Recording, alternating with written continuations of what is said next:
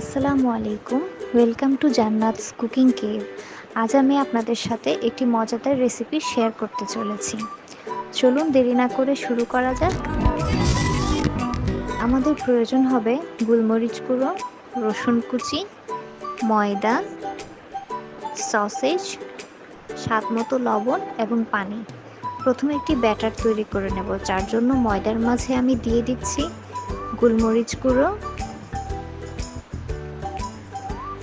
রসুন কুচি, স্বাদমতো লবণ এবং পানি।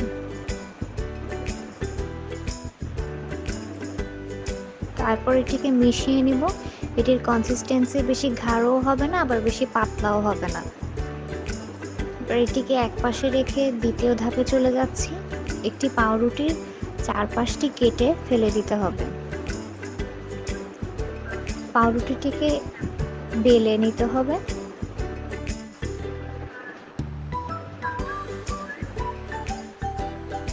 তারপর এটিকে মাঝামাঝি কেটে নিতে হবে।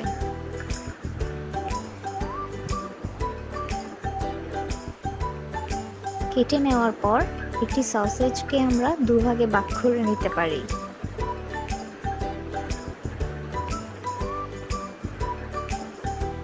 বাকি সসেজগুলোও আমি কেটে দুভাগে ভাগ করে নিচ্ছি।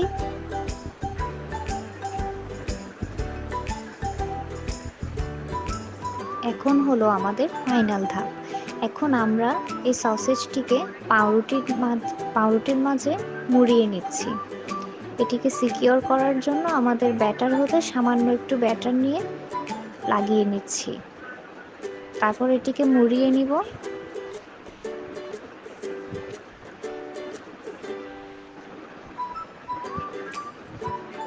মুড়িয়ে নেওয়ার পর সসেজটিকে বাইরের দিক থেকে 4 ভাগে ভাগ করে নিচ্ছি।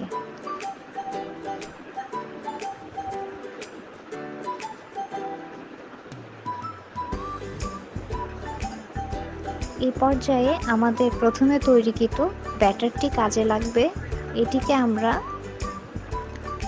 পাউরুটির মাঝে ডুবিয়ে নিব। এমনভাবে ডুবোতে হবে যাতে শুধু পাউরুটির অংশটুকুই ডুবে, সসেজটি আমাদের ডুবানো চলবে না।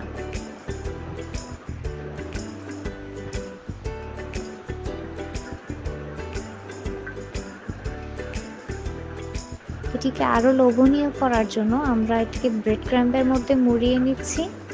ব্রেড ক্রাম্বটি কিন্তু আমার বাসায় তৈরি করা, আপনারা চাইলে দোকান থেকে কিনে এনেও করে নিতে পারেন। তেল গরম করে নিয়েছি এবং এই তেলের মধ্যে ডুবো ফ্রাই করব। এখন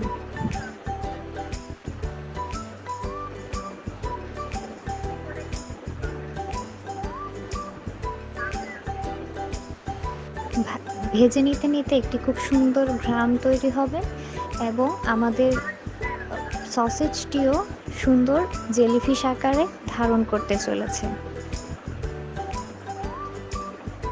আলহামদুলিল্লাহ, আমাদের করা শেষ এবং এটি খেতে খুবই ভালো হয়েছে। আপনারা অবশ্যই এটি চেষ্টা করবেন এবং আমাকে কমেন্টে জানাবেন এটি খেতে কেমন হয়েছে। ধন্যবাদ সবাইকে।